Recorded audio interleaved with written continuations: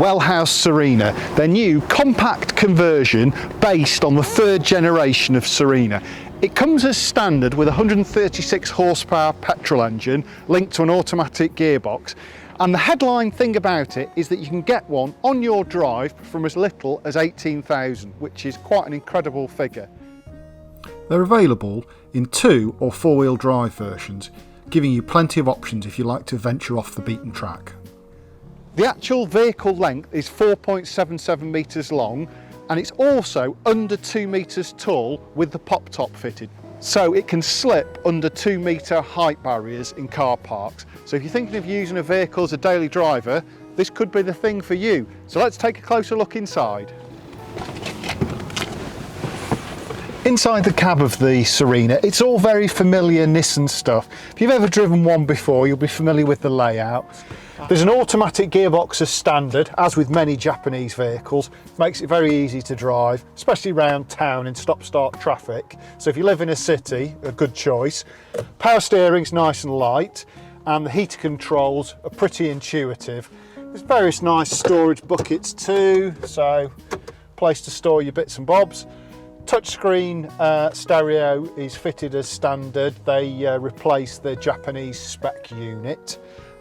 And the other thing I noticed is the seat has a bit of a party trick, folds flat. You could almost use that as a table if you put a top on it, so that's quite an interesting feature. Japanese petrol engine, so it's nice and quiet too, very little vibrations. I'll fire it up so you can hear it. So it's a nice quiet unit, as you can hear, or not hear. The instruments are all logically laid out, as you can see. In the centre here, it tells you when you're in reverse or drive. Nice stalk controls, so easy to live with.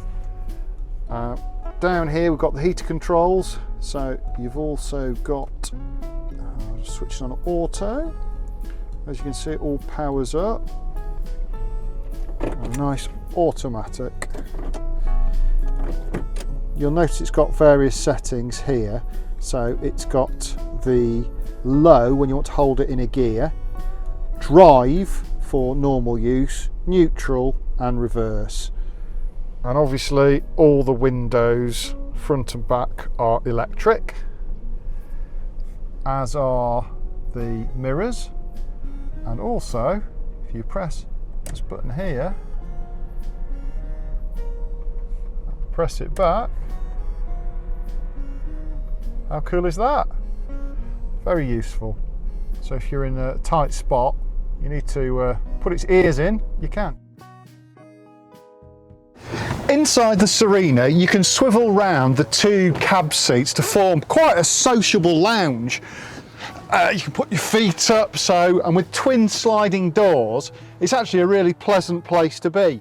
Interestingly, all these rear seats slide individually, and there's also this interesting centre console which also slides individually. There's 3 seat belts in the back, 2 3-point belts and a lap belt for the middle, and everything folds down and can be rearranged. So you've got a nice cup holder there, a storage tray, and if you want it slid all the way forward to be a drinks holder for the front seats, you can do. There's a lever at the back to pull it back. Quite interesting. Each of the seats slides, so you can have all sorts of interesting arrangements. You could have this one slid forward and have it down like that, so you could watch the scenery. All sorts of different arrangements with this interior, so I quite like it. It's very Japanese, and that's a good thing. Or it can be slid all the way back and the backrest popped up, and you've got 3 travel seats in the rear, 2 of them are 3-point, lap belt in the middle.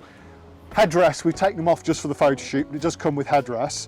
And what I like is, if you slide the seats forward a little bit and angle the backrest, actually got a really nice chaise longue, and you can put your feet up on the front seats. You can also use it this way round because obviously you've got more width. There's no cabinets restricting the length, so it's quite a wide rear seat. Very comfortable. I'd probably want to sit here, see the view, and I can get to the fridge and grab a beer. So my perfect van, I think. So yeah, really sociable layout. Obviously you've got a dining table that can go in the middle, so you can eat here. And I think you'd probably fit 5 here fairly comfortably, depending on the shape of the table, and probably a child in the middle. But certainly 4 adults with comfort. These both fold down to form a couple of single beds. It's very easy to make up. You just swivel the front seats and then pull the seat towards you, drop the backrest. Infill cushions bridge the gaps and give a nice flat sleeping surface too, so that's good. As you can see, well, I'm 6'2", and it's definitely a 6 foot long bed. Excuse the shoes. But yeah, it's comfortable. With the infill cushions, they do make a nice bed.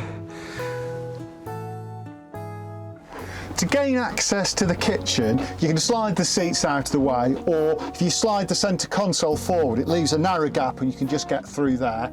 You've got the usual facilities in here, so twin burner hob, sink with cold water tap, and a compressor fridge down here, and behind me, bank of cabinets.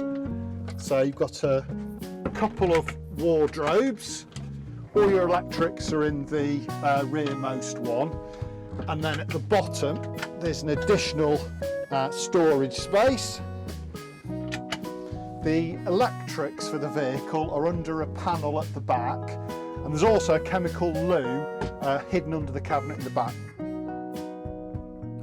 On the edge of the kitchen cabinet you'll find a main socket, 2 USB sockets and the control panel. This has controls for battery level, the lighting and the water pump.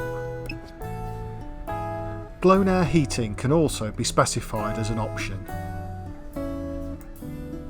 The other point that's worth mentioning is, thanks to the front hinge roof, there's lots of height in the kitchen area, so you can stand up. You even get a solar panel as standard, and with prices starting from just $18,000, it's a great way to replace a family car with something far more useful and interesting.